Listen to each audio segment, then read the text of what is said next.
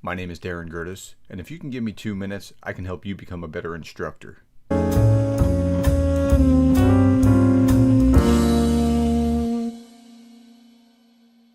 You want to set up a office hours and create a waiting room for office hours. So I'm going to show you how to do that. First thing that you do is log into Zoom.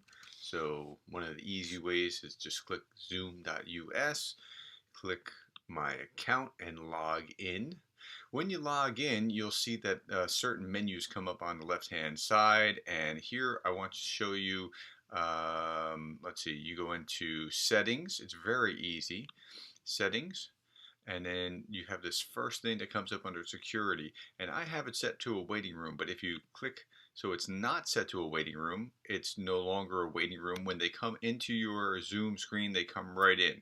But if you want to set up something where you have a office hours, and you're just waiting so you can take one person at a time, click so it has a waiting room, and then when you come into your Zoom meeting, you're there, but everybody else has to be let in. So that way you can have office hours. Like I have a standard office hours of like 12 to 2.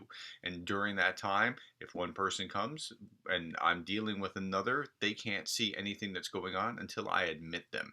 That's all you need to do. And then your office hours work just like your regular office hours. Hey, I hope that helps. Thank you for your time, and I hope that this semester goes very smoothly for you.